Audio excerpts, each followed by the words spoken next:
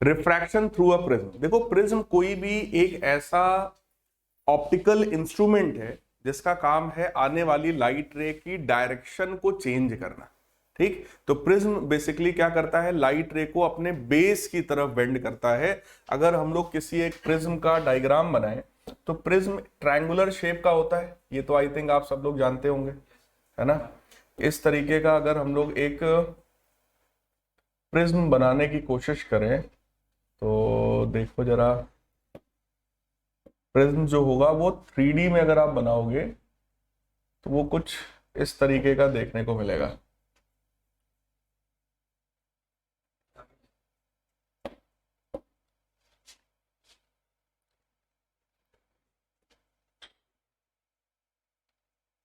है तो एक तरीके से ट्रायंगल ही, है ना, मतलब ये ऐसा दिखाया है, ऐसे रखा हुआ है, समझ रहे हैं। तो ट्रायंगल फेस ये भी है, ट्रायंगुलर फेस ये भी है आपके सामने, ठीक। और ये एक इसका साइड होगा, मतलब ये देखने में ऐसा होगा, इसको ऐसे कवर करो और ऐसे, मतलब अगर मैं यहां पर एक ट्रायंगल बनाऊं और उस ट्रायंगल को ऐसे बाहर खींच पाए तो ये शेप होता है किसी भी प्रिज्म का। ठीक, प्रिज्म का काम ये है कि आपने इधर से लाइट रे डाला तो ये अपने बेस की तरफ उसको ओवरऑल बेंड कराएगा। क्यों बेंड कराएगा उसकी बात हम लोग करने वाले हैं। तो किसी भी प्रिज्म में देखो ओरिजिनल शेप तो यही होता है 3D में, लेकिन अगर इसको हम लोग यहाँ बनाए, जो हम लोग बना के समझेंगे, है ना, इस तरीके से, तो ये इसका फ्रंट फेस है। और किसी भी प्रिज्म का ये वाला जो एंगल होता है इसको बोलते हैं एंगल ऑफ प्रिज्म। ठीक, this is angle of prism. और BC ये जो साइड है ये उस प्रिज्म का बेस कहलाता है। This is angle of prism, BC उसका बेस है। और ऑब्वियस है ये किसी ग्लास का बना होगा, तो उस ग्लास का अपना कुछ ना कुछ रिफ्रैक्टिव इंडेक्स होगा। और ग्लास का रिफ्रैक्टिव इंडेक्स कोई बताएगा कितना होता है? 3/2 लेते हैं लगभग, 1.5 के आसपास, या अलग अलग भी हो सकता है डिपेंडिंग ऑन क्वेश्चन, कि जैसा क्वेश्चन में गिवन होगा भाई वो वैल्यू हम लोग लेंगे। ठीक, तो वो एंगल ऑफ प्रिज्म है, ये बेस है। अब इसमें देखते हैं रिफ्रैक्शन थ्रू एनी प्रिज्म कैसे होगा। ठीक है, तो देखो जरा डायग्राम, लेट अस कंसीडर ये एक प्रिज्म है और इस प्रिज्म में हम लोग लाइट रे लेकर आ रहे हैं। ये लाइट रे आ रही है, ये इंसिडेंट लाइट रे है। और क्योंकि ये लाइट रे बोलो एयर से ग्लास में जा रही है, इधर की तरफ एयर रहा होगा, ये प्रिज्म है तो ऑब्वियस है ये ग्लास का बना है, ये डेंसर मीडियम है। ठीक, लाइट रे रेयरर से डेंसर जाती है तो इट बेंड टुवर्ड्स नॉर्मल। तो पहले नॉर्मल पता हो, इसका जो नॉर्मल होगा बोलो इसकी सरफेस के परपेंडिकुलर होगा। तो इसकी सरफेस के परपेंडिकुलर अगर हम लोग ड्रॉ करें तो ये देखिए, ये एक लाइन मैंने ड्रॉ किया है which is perpendicular to its surface. This is normal at first surface, तो इसको मैं N1 बोल रहा हूं। और ये रहा हमारा पॉइंट ऑफ इंसिडेंस, ये इंसिडेंट रे है AB, B point of incidence है, ये एंगल I कहलाता है, एंगल ऑफ इंसिडेंस। और लाइट रे को देखो जाना था ऐसे, लाइट रे जो ये वाली है इसको इस तरीके से जाना था, ये सॉरी, ये जो लाइट रे है इसको जाना था कुछ इस तरीके से इस पाथ पर, लेकिन ये इस नॉर्मल की तरफ बेंड हो जाएगी, so it will move like this. आप लोग भी रे डायग्राम को बहुत सावधानी से बनाना, इसमें गड़बड़ी नहीं होनी चाहिए। ठीक है, इस तरीके से ये लाइट रे चली जाएगी। चेक करो, नॉर्मल की तरफ बेंड हुआ है, यानी बेस के जनरली ये पैरेलल लाइट रे मूव कर जाती है। और ये रिफ्रैक्टेड रे हो गई BC। और अब ये जो रे है वो चेक करो, अब वो डेंसर से वापस रेयरर मीडियम में जाना चाहती है, so it will bend away from normal. Again हमको नॉर्मल पता होना चाहिए कि भाई अब नॉर्मल किधर है। तो अब नॉर्मल आप चेक करिए, वो कुछ इस तरीके का होगा। नॉर्मल का सिंपल एक ही डेफिनेशन है, that should be perpendicular to surface. तो ये 90 होना चाहिए, बस यही इतना डेफिनेशन है नॉर्मल का। ये तो लाइट रे को बेटा जाना था ऐसे, but it will bend away from normal.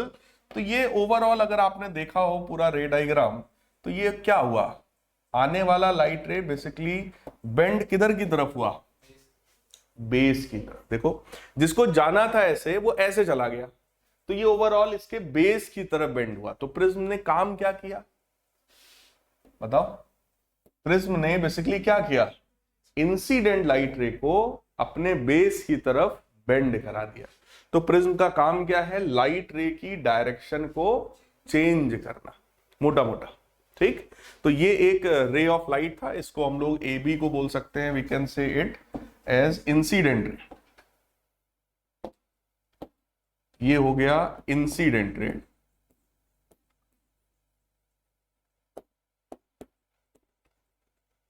ये बी सी हो गया रिफ्रैक्टेड रे, मैं इधर लिख रहा हूं।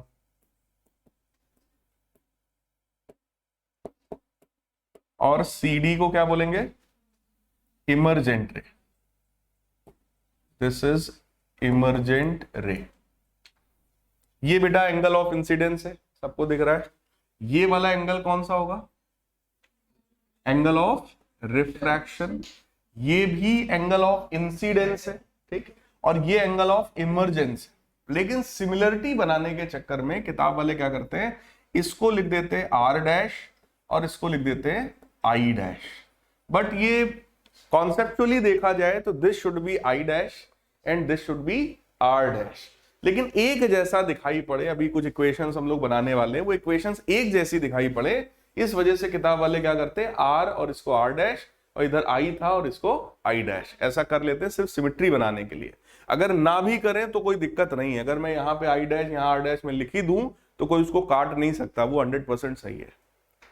क्लियर? तो सिमिलरिटी बनाने के चक्कर में ऐसा किया जाएगा।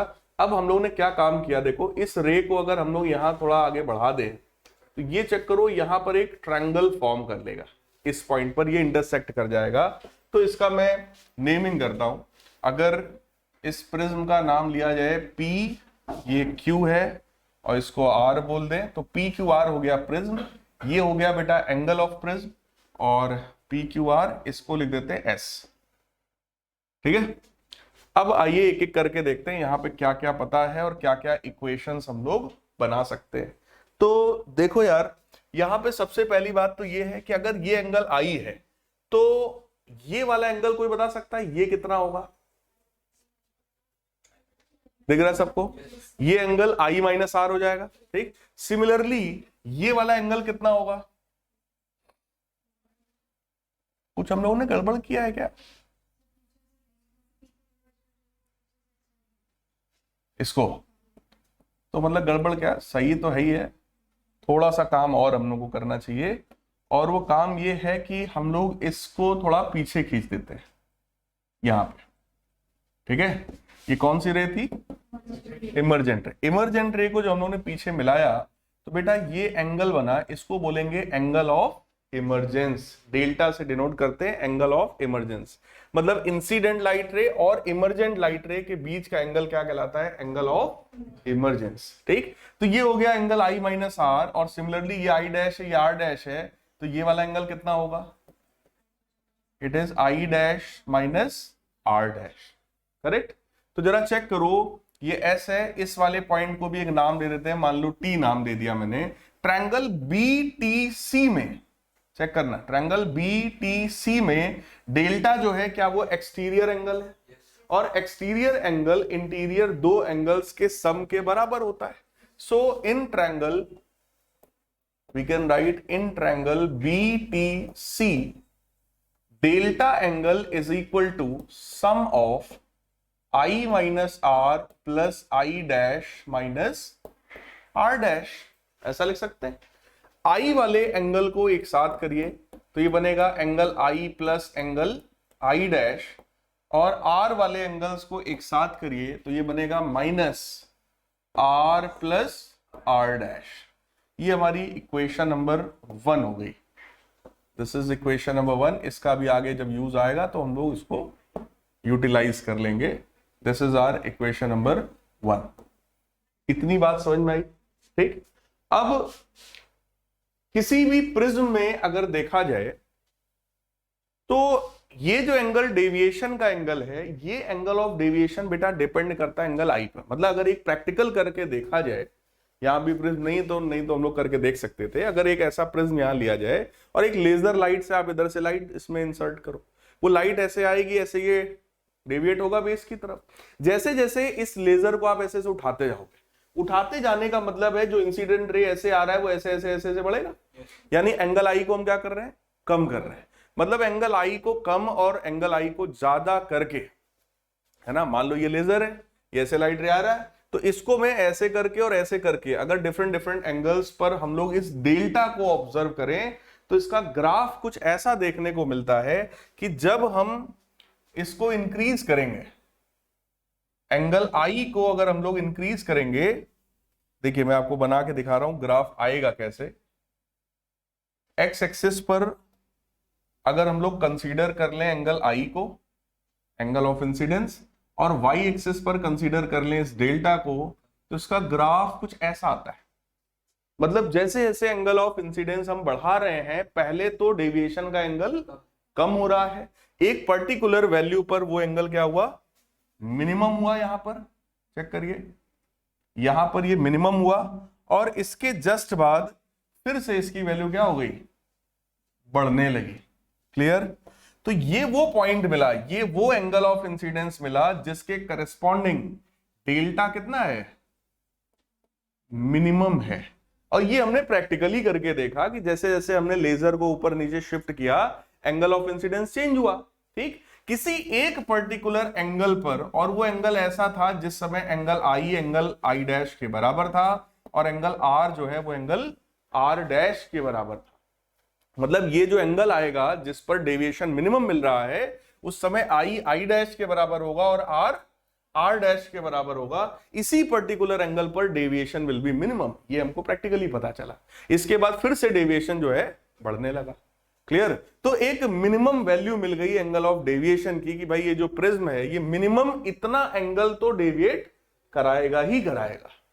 क्लियर? उस पर्टिकुलर एंगल पर अगर हम लोग ऑब्जर्व करें, ठीक, उस पर्टिकुलर एंगल पर अगर ऑब्जर्व करें तो जरा चेक करो, आई डैश के बराबर है और आर डैश के बराबर अगर है, तो देखते हैं यहां पे और क्या ज्योमेट्री से हमको मिल सकता है। ठीक, तो जरा इक्वेशंस बनाते हैं। यानी कि देखो, इस वाले ट्रायंगल से तो हम लोगों ने देख ही लिया। अब आप ट्रायंगल बी एस सी, इस ट्रायंगल को जरा देखो। In triangle b s c, इस वाले ट्रायंगल में जरा चेक करो, R plus r dash plus angle S कितना होगा, R plus r dash plus angle S, that is equal to 180। और क्वाड्रिलेटरल PBSC, इस क्वाड्रिलेटरल को देखो जरा। इन क्वाड्रिलेटरल PBSC,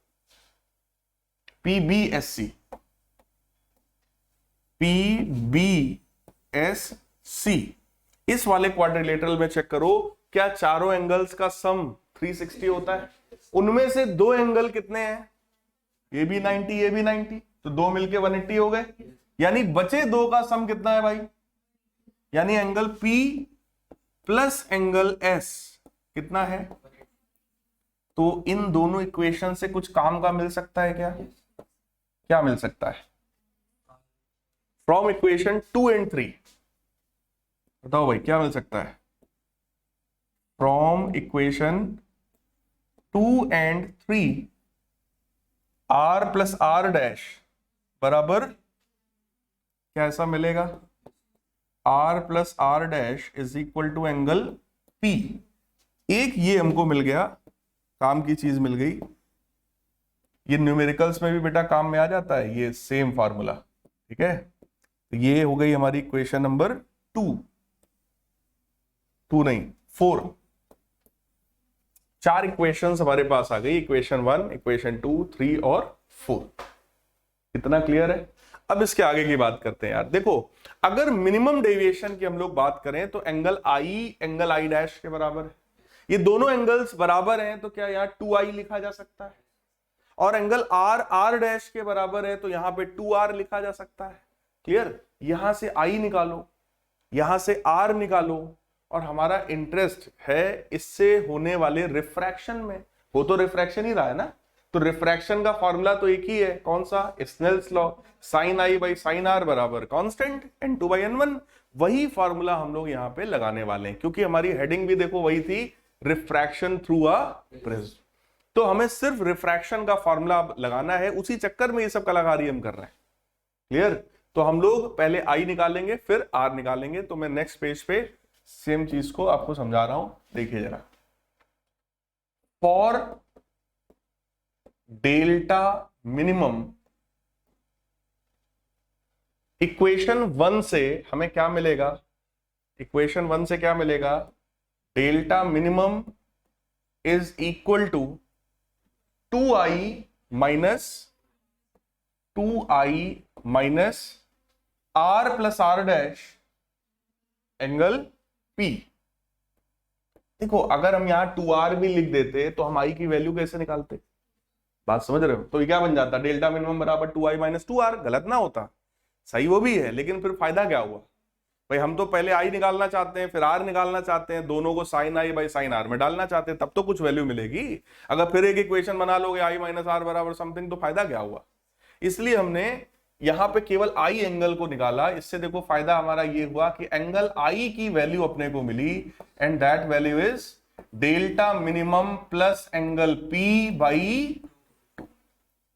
ठीक, तो ये हमको एक वैल्यू मिल गई है एंगल आई की, that is angle of incidence, और ये हो गई हमारी इक्वेशन नंबर 5।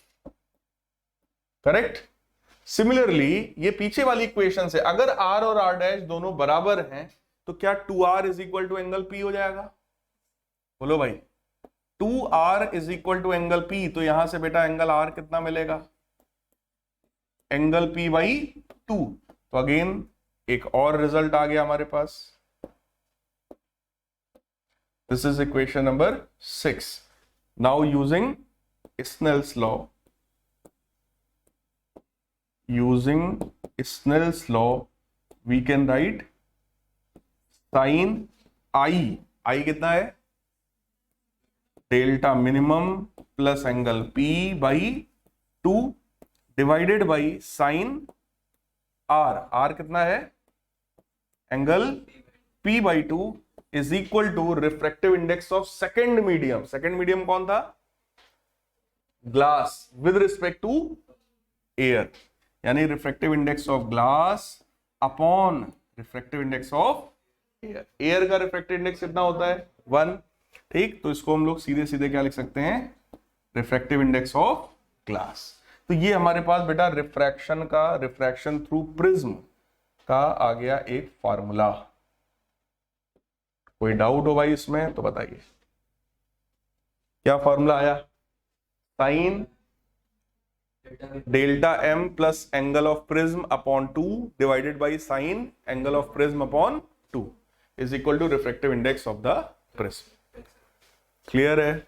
अगर आपसे कहा जाए कि यही प्रिज्म एयर में नहीं है भाई, किसी लिक्विड में उठा के डाल दिया गया, तो everything will be same, it will become भाई इधर लिक्विड हो जाएगा, है ना? तो ये बनेगा refractive index of glass upon refractive index of liquid या वाटर, जो भी है। ठीक, वो हम लोग ले लेंगे, लेकर के अपना फॉर्मूला बनाएंगे। क्लियर है? कोई डाउट हो इसमें बताओ। ठीक, अब यहां पर अगर एक अप्रोक्सीमेशन ले लिया जाए, और वो अप्रोक्सीमेशन ये है कि अगर हमसे ये कहें for prism of very small angle, for prism of very small angle, अगर प्रिज्म का ये जो एंगल है यानी कि एंगल P अगर बहुत छोटा ले लें, तो आप लोगों को मैंने और भी पहले यूज कराया है, अगर एंगल बहुत छोटा है तो बेटा sine theta is nearly equal to theta is nearly equal to tan theta. क्या ये बात समझ में आ रही है? इसका मतलब इस साइन थीटा की जगह केवल थीटा लिख सकते हैं, लिख सकते हैं। तो अगर ये एंगल बहुत छोटा होगा, और ये तो वैसे भी मिनिमम एंगल है, ये भी छोटा है ये भी छोटा, अगर दोनों एंगल्स बहुत छोटे हो गए तो क्या हम लोग यहां सीधे सीधे लिख सकते हैं delta minimum plus angle P by 2 divided by angle P by 2। बोलो यार, that is equal to refractive index of glass. Check कर लो, साइन हट गया, बस 2 से 2 कैंसिल हो जाएगा, एंड दिस विल बिकम, ध्यान से देखिएगा, this will become delta minimum upon angle P minus 1 नहीं plus 1 is equal to refractive index of glass. तो यहां से एक स्टैंडर्ड फॉर्मूला निकल करके आएगा डेल्टा मिनिमम का, और डेल्टा मिनिमम का फॉर्मूला चेक करिए क्या आएगा, refractive index of glass -1 times angle of prism. तो इसको हम लोग इस तरीके से याद कर लेते हैं, n-1 टाइम्स a। कई किताबों में एंगल ऑफ प्रिज्म, जैसे जो हमने प्रिज्म लिखा है ना उसको ABC लिख देते हैं, PQR की जगह नाम लिखते हैं ABC। तो एक ही बात हो गई, इसको लिखेंगे PQ, इसको लिखेंगे QR, इसको लिखेंगे RS। तो नेमिंग यार तुम्हारे ऊपर है, तुम चाहे ऐसे लिखो चाहे जैसा किताब में लिखा होता है वो लिखो। तो अल्टीमेटली फॉर्मूला क्या आ गया, refractive index -1 times angle of prism.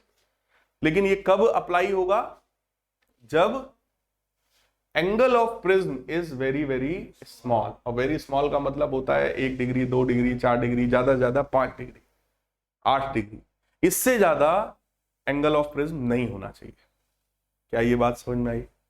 ठीक। तो अगर कभी भी प्रिज्म पर बेस्ड कोई न्यूमेरिकल आपसे पूछा जाएगा तो आपके पास ये सारी इक्वेशंस हैं बेटा, ये भी है, ये दोनों इक्वेशंस भी हैं, ये वाली इक्वेशन भी है, ठीक, और इसको यूज करके ये जो बनाई, और ये तो है ही है, ये तो स्टैंडर्ड फार्मूला है ही है। क्लियर?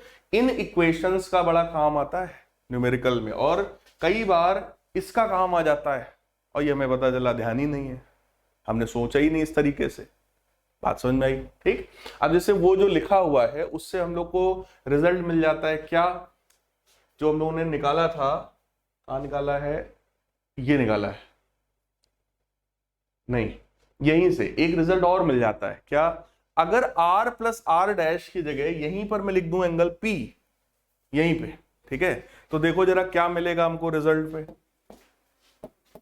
अगर मैं यहां पे लिखूं I plus I dash is equal to delta plus angle P, तो चेक करो एक रिजल्ट और आ गया, I प्लस I, भाई इसको इधर भेजो, ठीक है ना, वो एंगल P के बराबर है और निगेटिव में है तो इधर जाएगा प्लस में हो जाएगा।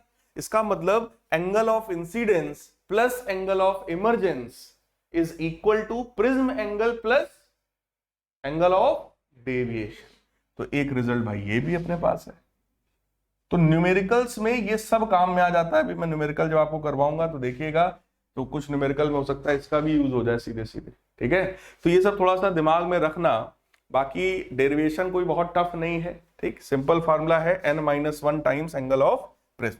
अब यहां से समझने वाली कुछ चीजें और निकल करके आई, क्या, जिस कलर के लिए बेटा रिफ्रैक्टिव इंडेक्स ज्यादा होगा, जिस कलर के लिए रिफ्रैक्टिव इंडेक्स ज्यादा होगा उसका डेविएशन एंगल भी ज्यादा होगा। और अगर इसी प्रिज्म में हम लोग अब व्हाइट लाइट पास करें, अभी तक तो हमने एक सिंगल कलर की लाइट पास किया था, तो सिंगल कलर का ये हाल हुआ कि उसने अपने बेस की तरफ उसको बेंड करा दिया। अब हम सिंगल कलर की जगह व्हाइट लाइट उसमें इंसर्ट कर दें, तब क्या होगा, ये चीज समझ में आई कि नहीं आई?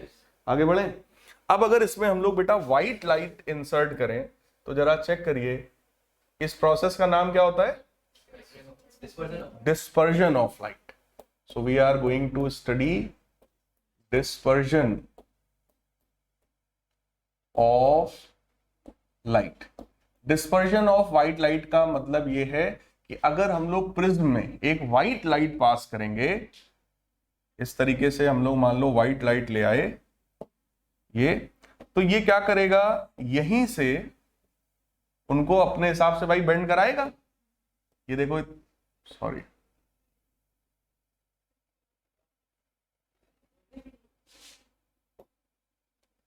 ये यहीं से क्या कराएगा, उसको अपने हिसाब से बेंड कराएगा, ठीक। व्हाइट लाइट जो होती है that is, we assume that is combination of all colours.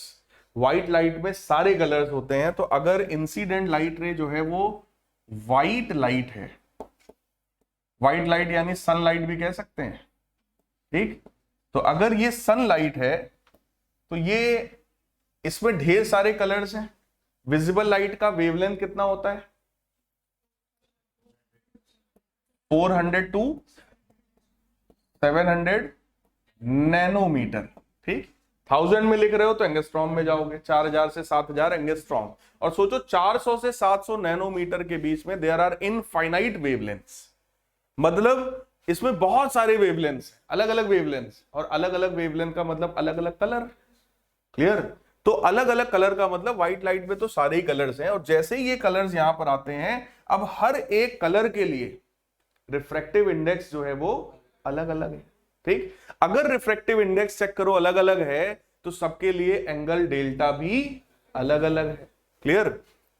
तो यहां पर आप चेक करिए, अब जो आने वाली लाइट रे होगी वो यहीं से, जो आने वाली लाइट रे होगी तो यहीं से हल्का हल्का बेंड होना स्टार्ट हो जाएगी, यहीं से। तो कोई लाइट रे ऐसे जाएगी, ठीक, कोई ऐसे जाएगी, 7 कलर्स यहीं से बन जाते हैं। क्या नाम होता है उसका, पैटर्न का? विबग्योर। कितनी हो गई? 6, 7 कलर्स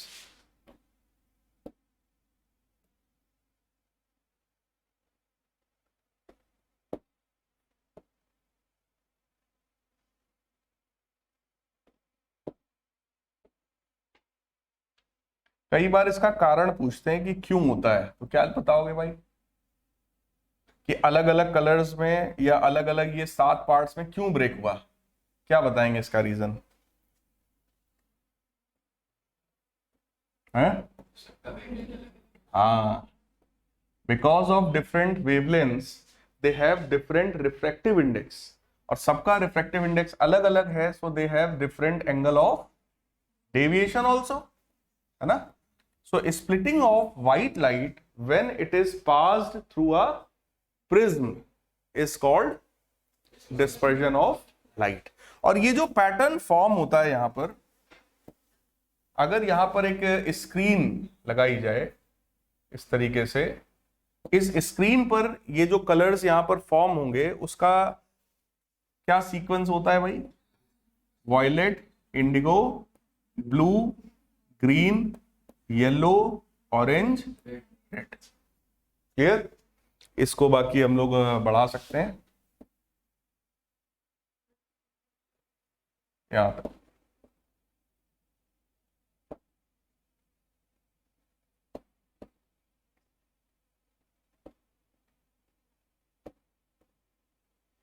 ऐसा, तो ये पैटर्न जो होता है ये विबग्योर कहलाता है, और ये जो पूरे कलर्ड बैंड्स फॉर्म हुए, इस बैंड को क्या बोलेंगे? स्पेक्ट्रम। क्या कहते हैं इसको? This is spectrum. So the colourful band which is formed by refraction through a prism is known as spectrum, and sequence is Vibgyor, violet, indigo, blue, green, yellow, orange, red। ठीक, इस तरीके से ही सारे colours form होंगे।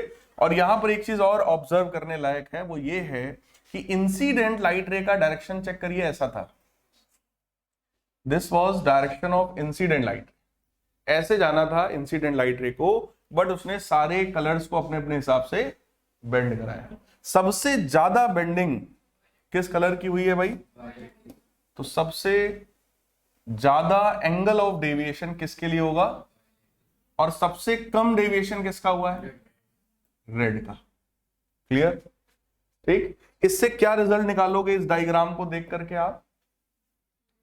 अगर violet का deviation सबसे ज्यादा है, इसका मतलब क्या हुआ? वॉयलेट का रिफ्रैक्टिव इंडेक्स भी सबसे ज्यादा है। तो जरा चेक करिए, refractive index of violet is greater than refractive index of red colour. Correct? और वेवलेंथ के बारे में क्या बताएंगे? जिसका रिफ्रैक्टिव इंडेक्स ज्यादा होता है उसका वेवलेंथ कम होता है। So wavelength of violet is less than wavelength for red. तो कई बार इस तरह क्वेश्चन हालांकि क्लास 10th में बनते हैं, ठीक है, बट किसी कॉम्पिटिटिव एग्जाम में भी आपको मिल सकता है छोटा मोटा क्वेश्चन, कि अगर कुछ कलर्स दे दिए जाएं तो उसमें कंपेयर करा लेंगे, असेंडिंग ऑर्डर में वेवलेंथ को लिखो या डिसेंडिंग में लिखो, रिफ्रैक्टिव इंडेक्स को असेंडिंग डिसेंडिंग ऑर्डर में लाओ, इस तरह के छोटे मोटे क्वेश्चन बन सकते हैं। तो इस तरीके से आप देख के बता सकते हो। ठीक है, पीछे वाला जो फॉर्मूला था वो सीधे सीधे बताता है कि जिस कलर का डेविएशन सबसे ज्यादा है उसके लिए रिफ्रैक्टिव इंडेक्स भी ज्यादा है, तो उसका वेवलेंथ कम है। सीधी बात, क्लियर है। यहां पे अब दो टर्म्स और आते हैं इस डायग्राम से। सबसे पहला टर्म है angular dispersion. Angular dispersion, angular dispersion का मतलब ये होता है the angle between two extreme colours, dispersion of two extreme colours, यानी कि angle of deviation for violet minus angle of deviation for red, यानी जितने एंगल में ये डेविएशन हुआ है उसको बोलते हैं एंगुलर डिस्पर्जन। तो एंगुलर डिस्पर्जन को थीटा से डिनोट किया जाता है। और जरा चेक करो, अगर ये एंगल थीटा है तो ये थीटा बोलो delta we minus delta R के बराबर होगा। सही है। डेल्टा वी को क्या लिख सकते हैं बेटा? डेविएशन फॉर वायलेट कलर को क्या लिख सकते हैं? n-1 times angle of prism. ठीक है, so we can write nv-1 times angle of prism, और इसको क्या लिखेंगे? nr-1 times angle of. तो यहां से आपको एंगुलर डिस्पर्जन का एक फॉर्मूला और मिलेगा, it will become nv-nr times angle of prism. One वाले टर्म्स जो हैं वो कैंसिल हो जाएंगे। क्या ये बात कुछ समझ में आई? nv-nr टाइम्स p, ये वाला 1 और ये वाला 1 दोनों क्या होगा? Cancel out. क्लियर है? कोई डाउट हो बताओ भाई इसमें। ठीक है। और आखिरी एक चीज और है जिसको हम लोग बोलते हैं डिस्पर्सिव पावर। तो ये चीज क्लियर हो गया हो तो नेक्स्ट पे हम बढ़ रहे हैं, that is known as dispersive power. Dispersive power को ओमेगा से डिनोट किया जाता है और इसका मतलब होता है angular dispersion, angular dispersion upon mean deviation, angular dispersion upon mean deviation. अब इसका मतलब क्या है? एंगुलर डिस्पर्जन मतलब थीटा, मीन डेविएशन को आप डेल्टा एम लिख सकते हो। मीन डेविएशन का मतलब हम कह सकते हैं एवरेज डेविएशन। क्लियर? तो ये इसका जो है फॉर्मूला है। अगर इसको पूरा एक्सपेंड किया जाए, so this is nv-nr times angle of prism divided by delta M का मतलब होता है एवरेज डेविएशन, और एवरेज डेविएशन आता है येलो कलर के लिए। एवरेज डेविएशन किसका आता है? येलो का। अगर यहां पर देखा जाए एवरेज डेविएशन तो कैसे मिलेगा? Delta violet plus delta red by 2। भाई दो नंबर्स का अगर एवरेज निकालना हो तो एवरेज कैसे निकालोगे बताइए? अगर ये एवरेज निकाला जाए तो that will be simply delta violet plus delta R upon 2। सही है। और ये सॉल्व होकर के आता है किसके लिए? येलो कलर के लिए। इसीलिए जो व्हाइट लाइट होती है ऑन एन एवरेज वो हमें कैसे दिखाई पड़ती है? Yellow colour. तो हम लोग तो येलो ही बनाते आए अभी तक, सनलाइट बोलो, है ना? तो ये इसका लॉजिक है। इसीलिए कई बार किताबों में ये लिखा होता है कि dispersive power is defined as the ratio of angular dispersion to the deviation for yellow color। तो मीन डेविएशन बेसिकली येलो के लिए है, इसलिए हम लोग यहां क्या लिख सकते हैं? ny-1 times angle p। ये फॉर्मूला याद आ रहा है कौन सा? ये डेल्टा बराबर n-1 times angle of prism. तो येलो के लिए लिखना है तो ny-1 times angle of prism. Angle of prism बोलो कैंसिल हो जाएगा। तो यहां से ओमेगा का एक आपको डायरेक्ट फार्मूला आ गया कि omega dispersive power is equal to nv-nr upon ny-1। Any doubt in this? बताओ भाई, कोई डाउट हो तो पूछो बेटा। ये डिस्पर्सिव पावर है, करेक्ट? तो किसी भी प्रिज्म में, मैं जल्दी से समराइज कर रहा हूं, हम लोगों ने क्या देखा है प्रिज्म में। किसी भी प्रिज्म का मतलब ट्रायंगुलर शेप है, उसको बाहर निकालो, इसी को ऐसे बाहर निकालो तो ऐसा 3D डायग्राम बनेगा। ठीक, ये प्रिज्म कहलाता है।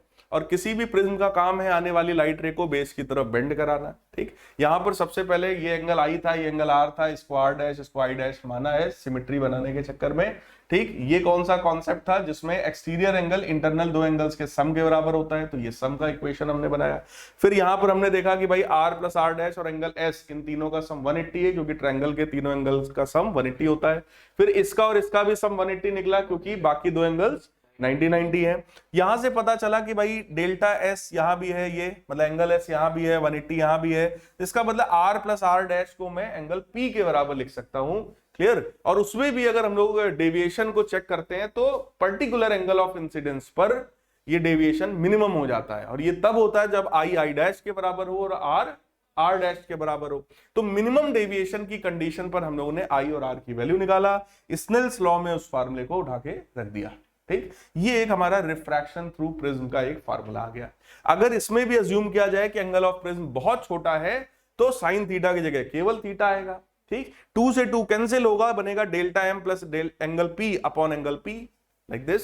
इसको भी इंडिविजुअली डिवाइड करोगे तो delta M upon P plus 1 times this. यहां से डेविएशन का एक फॉर्मूला मिल जाएगा, delta is equal to n minus 1 times angle of prism. Clear है ये बात? यहां से पता चला रिफ्रैक्टिव इंडेक्स ज्यादा है तो वेवलेंथ कम है, इसका मतलब अलग अलग कलर के लिए डेविएशन जो है वो अलग अलग है, और अलग अलग कलर का वेवलेंथ अलग होता ही है, ये हम जानते हैं। जिसका रिफ्रैक्टिव इंडेक्स ज्यादा उसके लिए wavelength come.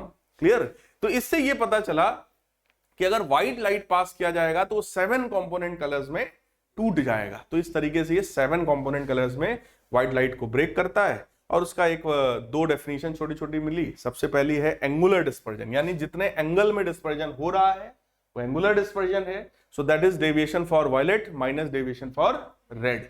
Formula NV minus 1 times angle prism minus NR minus 1 times angle of prism. तो एंगल 1 ये पी जो है ना, ये दोनों टर्म कैंसिल हो गए, 1 से 1 वाला टर्म कैंसिल हो गया, सिर्फ बचा NV minus NR times angle of prism. और अगला है डिस्पर्सिव पावर, यानी कि ओमेगा। ओमेगा मतलब angular dispersion divided by mean deviation, और वो मीन डेविएशन आता है जनरली येलो के लिए। अगर किसी न्यूमेरिकल की बात किया जाए तो न्यूमेरिकल में वॉयलेट और रेड कलर के अलावा जो तीसरा कलर दिया जाएगा तो वही हमारा कौन सा कलर है? Average, mean colour. बात समझ में आया?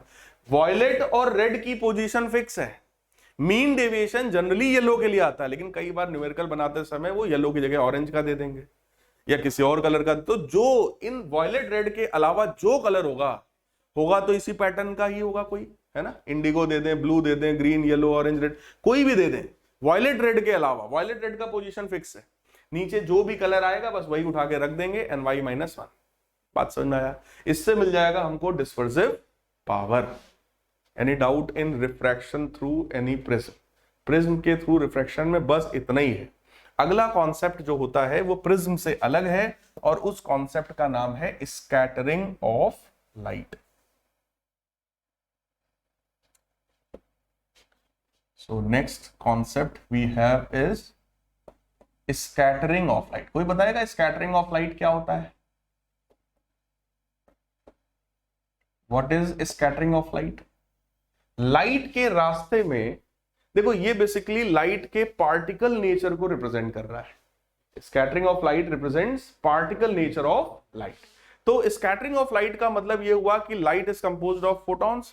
जब फोटॉन्स आते हैं और उसके रास्ते में कोई पार्टिकल, मीडियम का पार्टिकल मिल गया, तो फोटॉन उस पार्टिकल से टकराएगा और अपनी एनर्जी उस पार्टिकल को देगा, जिसकी वजह से एनर्जी का एक्सचेंज भी हो सकता है। और अगर टकराने वाला जो पार्टिकल है अगर वो बहुत छोटा है फोटॉन से, तो इसका मतलब वो एनर्जी का कोई खास एक्सचेंज वहां पे नहीं होगा। लेकिन इसकी वजह से क्या होगा, फोटॉन अगर टकराएगा तो भाई कुछ तो डायरेक्शन, मोमेंटम कुछ तो चेंज होगा।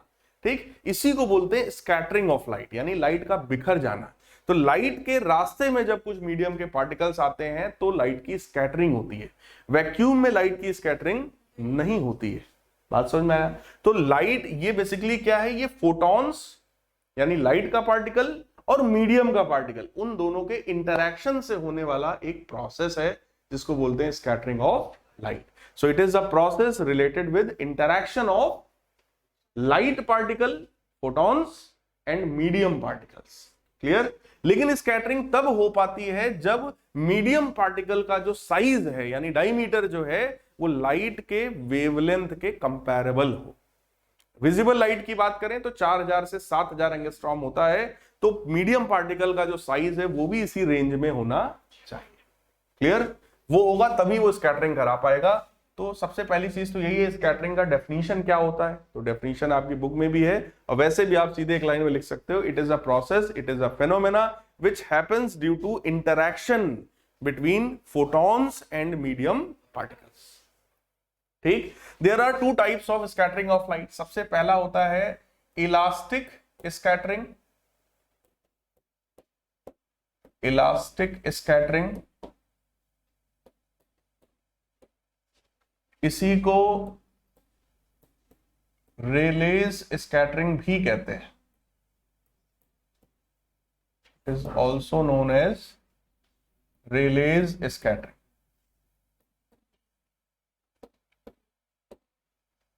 और दूसरा होता है inelastic scattering. Inelastic scattering, पहला है इलास्टिक। इलास्टिक का मतलब यह है कि लाइट पार्टिकल्स जो हैं फोटॉन्स, उन फोटॉन्स के रास्ते में जो पार्टिकल्स आने वाले हैं वो ठीक ठाक साइज के पार्टिकल्स हैं।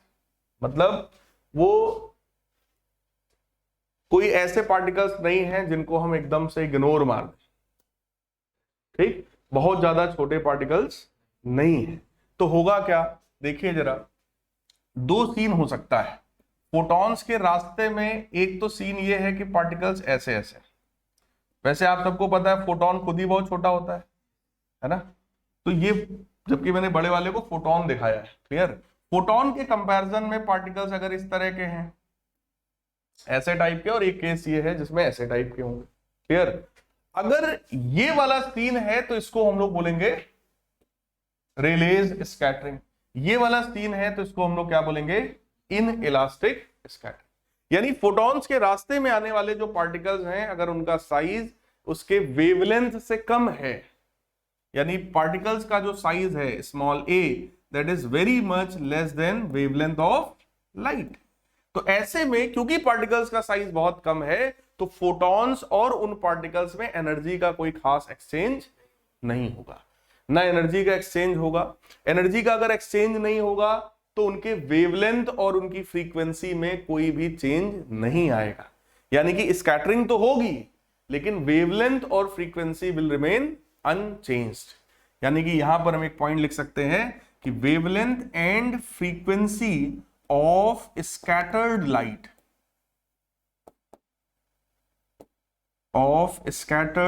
Light, remains same. कुछ बात समझ में आई? क्योंकि पार्टिकल साइज बहुत छोटा है इसलिए एनर्जी का कोई खास एक्सचेंज होता नहीं है, इसलिए वेवलेंथ और frequency of the scattered light remains same. Frequency का फॉर्मूला शायद आप लोगों ने केमिस्ट्री में भी पढ़ा होगा। फ्रीक्वेंसी जो होता है that is equal to c by lambda. ये फॉर्मूला पढ़ा है कि नहीं? फ्रीक्वेंसी जो है that is equal to c by lambda. तो फ्रीक्वेंसी और वेवलेंथ दोनों ही जो है वो चेंज नहीं होगा। लेकिन अगर यहां पर मामला ये वाला है, मतलब मीडियम पार्टिकल का ये जो साइज है it is comparable with wavelength और even it is slightly greater than wavelength. अगर वेवलेंथ के लगभग बराबर हो या उससे थोड़ा सा ज्यादा भी अगर होगा तो वहां पर स्कैटरिंग कौन सी होगी? In elastic scattering. यानी कि अब वेवलेंथ और एनर्जी दोनों क्या हो सकता है? चेंज हो सकता है। Wavelength and energy both can change. तो it wavelength and frequency of scattered light में चेंज। कुछ बात समझ में आई भाई? कोई डाउट हो बताओ इसमें। क्लियर है? स्कैटरिंग क्या होती है? लाइट के रास्ते में जब मीडियम पार्टिकल्स आते हैं तो लाइट बिखर जाती है, फोटॉन्स बिखर जाते हैं, उनके पाथ में कुछ चेंज आ जाता है। जैसे दो ऑब्जेक्ट्स अगर टकराएं तो उनके में कुछ ना कुछ चेंज वेलोसिटी में, डायरेक्शन में आ जाता है। इस प्रोसेस को बोलते हैं स्कैटरिंग ऑफ लाइट। तो scattering of light basically particle nature को रिप्रेजेंट करता है और मीडियम के पार्टिकल्स की वजह से होता है। अब पार्टिकल दो तरह के हो सकते हैं, या तो बहुत छोटे होंगे या तो कुछ ठीक ठाक होंगे। बहुत बड़े अगर पार्टिकल्स हैं तो वो स्कैटरिंग नहीं करा पाएंगे। स्कैटरिंग तभी पॉसिबल है जब पार्टिकल्स का साइज लाइट के वेवलेंथ के कंपैरेबल होगा। कंपैरेबल होने का मतलब या तो वेवलेंथ से छोटा होगा या तो वेवलेंथ से थोड़ा बड़ा या थोड़ा बराबर होगा। बहुत ज्यादा बड़ा होगा तो फिर ये काम नहीं चलेगा, वो स्कैटरिंग करा ही नहीं पाएगा। क्लियर? तो दो तरह की स्कैटरिंग हो गई, इलास्टिक और इन इलास्टिक। इलास्टिक मतलब conservation of energy, energy conserved है, कोई एनर्जी का एक्सचेंज नहीं हुआ। एनर्जी का एक्सचेंज नहीं हुआ तो वेवलेंथ फ्रीक्वेंसी दोनों सेम। इन इलास्टिक का मतलब there is certain change in the frequency and wavelength of the scattered light. ये दोनों के बीच का बेसिक डिफरेंस है। अब इसमें एक नाम मैंने लिख दिया उधर, रेलेज स्कैटरिंग, है ना।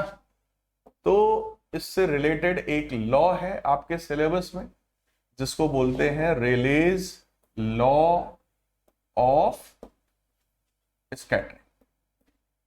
लाइट के स्कैटर होने के लिए एक नियम है जिसका नाम है Rayleigh's law of scattering of light.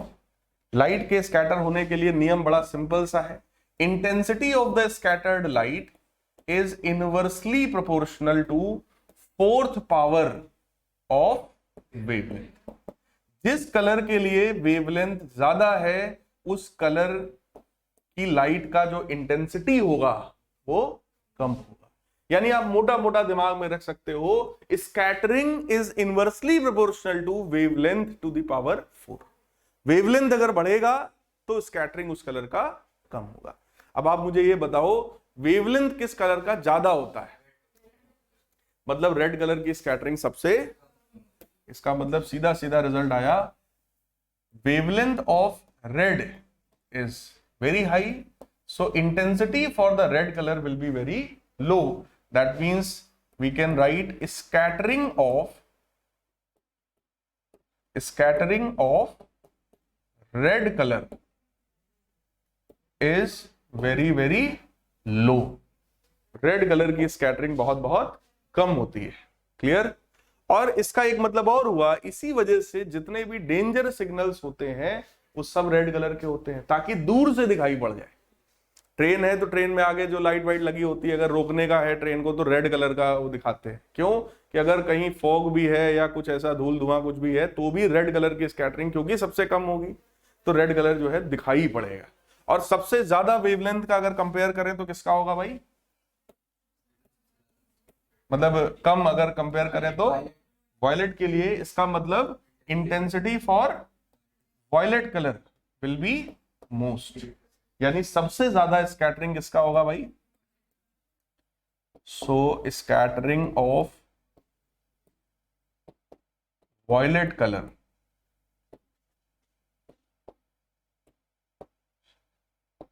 Is high. मतलब ये पॉइंट समझ जाइएगा। स्कैटरिंग ऑफ, अगर पूछा जाए सबसे कम स्कैटरिंग किसका होगा तो रेड का, सबसे ज्यादा स्कैटरिंग किसका होगा? वॉयलेट या ब्लूइश टाइप का जो कलर होता है, जैसे वॉयलेट, इंडिगो, ब्लू, तीनों एक साथ होते हैं। तो ब्लूइश टाइप का जो कलर होता है उनकी स्कैटरिंग जो है वो सबसे ज्यादा होती है। तो इसका भी एक छोटा सा क्वेश्चन आप लोगों ने पढ़ा था क्लास 10th में, क्लाउड अपीयर नहीं, स्काई का कलर जो है ब्लू कलर क्यों होता है, ब्लू कलर ऑफ स्काई। तो उसका कारण यही है क्योंकि उस समय जो है सबसे ज्यादा स्कैटरिंग होती है ब्लू कलर की, इसलिए वो वहां पे ब्लूइश दिखाई पड़ता है। बात समझ में आई? ठीक, तो ये प्रोसेस है scattering of light. I think समझ में आ गया होगा, बहुत बेसिक, बहुत फंडामेंटल है। अब इस चैप्टर में केवल एक चीज बचती है and that is optical instruments. ठीक, और ऑप्टिकल इंस्ट्रूमेंट्स में भी माइक्रोस्कोप एंड टेलीस्कोप्स। क्लियर? तो मैं आपको हिंट दे दे रहा हूं ताकि अगली क्लास में हम लोग सीधे सीधे टू द पॉइंट बात करेंगे माइक्रोस्कोप और टेलीस्कोप का। अब देखो जरा, सबसे पहले ऑप्टिकल इंस्ट्रूमेंट का मतलब क्या होता है? ऑप्टिकल इंस्ट्रूमेंट, देखो ऑप्टिकल का मतलब है related with, yes, related with light. और इंस्ट्रूमेंट का मतलब क्या है ये सब लोग जानते हैं। Means all those instruments which are related with light are considered as optical instruments. और ऑप्टिकल इंस्ट्रूमेंट में भी अगर मैं नेचुरल ऑप्टिकल इंस्ट्रूमेंट की बात करूं तो नेचुरल ऑप्टिकल इंस्ट्रूमेंट कौन सा होता है? आईज। हम लोग की जो आईज हैं, these are natural optical instrument. ऊपर वाले ने हम लोग को ये नेचुरल एक इंस्ट्रूमेंट प्रोवाइड किया है जिसका काम क्या है? किसी भी ऑप्टिकल इंस्ट्रूमेंट का काम क्या होता है भाई? दो मेन काम है। सबसे पहला मेन काम है हाई मैग्निफिकेशन। किसी भी ऑप्टिकल इंस्ट्रूमेंट को अगर हम लोग डिजाइन करेंगे या पढ़ेंगे तो सबसे पहली चीज दिमाग में क्या होती है? High magnification. और दूसरा जो मेन पर्पस है दैट इज हाई रेजोल्यूशन। दो चीज हमें डिजायर्ड है बेटा। किसी भी ऑप्टिकल इंस्ट्रूमेंट में दो खास प्रॉपर्टी हमें चाहिए। सबसे पहला हाई मैग्निफिकेशन, मतलब छोटा सा ऑब्जेक्ट हो तो उसको ये खूब बड़ा करके हमें दिखा दे। और हाई रेजोल्यूशन का मतलब एकदम क्लियर में दिखा दे, फुल एचडी इमेज होनी चाहिए। ठीक, तो ये इसके दो खास प्रॉपर्टी है। छोटी चीज को बड़ा करके दिखाए और क्लियर दिखाए। क्लियर मतलब हाई रेजोल्यूशन, बड़ा मतलब हाई मैग्निफिकेशन। बात समझ में आई? ठीक, तो हम लोग इसी में इन डेप्थ पढ़ेंगे। दो जो अपने मेन सिलेबस में है, सबसे पहला है आपका माइक्रोस्कोप ऑप्टिकल इंस्ट्रूमेंट में। मैं पूरा क्लासिफिकेशन आपको समझा दे रहा हूं। सबसे पहला हम लोग पढ़ेंगे माइक्रोस्कोप, और दूसरा इंस्ट्रूमेंट हम लोग को पढ़ना है टेलीस्कोप। माइक्रोस्कोप भी दो तरह के आप पढ़ेंगे। सबसे पहला सिंपल माइक्रोस्कोप और दूसरा क्या कहलाता है? Compound microscope. और तीसरा नहीं, टेलीस्कोप में भी दो कैटेगरी है। बाकी इसमें एक और वैसे तीसरा भी होता है, इलेक्ट्रॉन माइक्रोस्कोप, लेकिन है नहीं सिलेबस में तो जाने दो। टेलीस्कोप की अगर हम लोग बात करें तो यहां भी दो कैटेगरी है। सबसे पहला बेटा रिफ्रैक्टिंग टाइप टेलीस्कोप, और अगला है रिफ्लेक्टिंग टाइप टेलीस्कोप।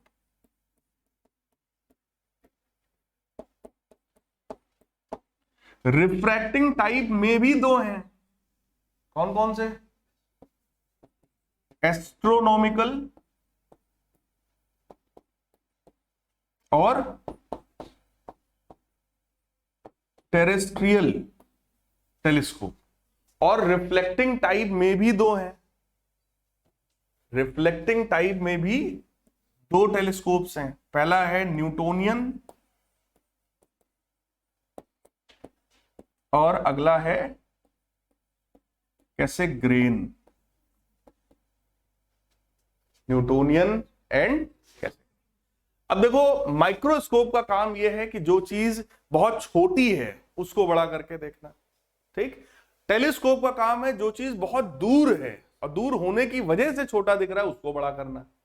दोनों का पर्पस अलग अलग है। सिंपल माइक्रोस्कोप आप तब यूज करते हो जब ऑब्जेक्ट दिखाई पड़ रहा है बट बहुत छोटा है।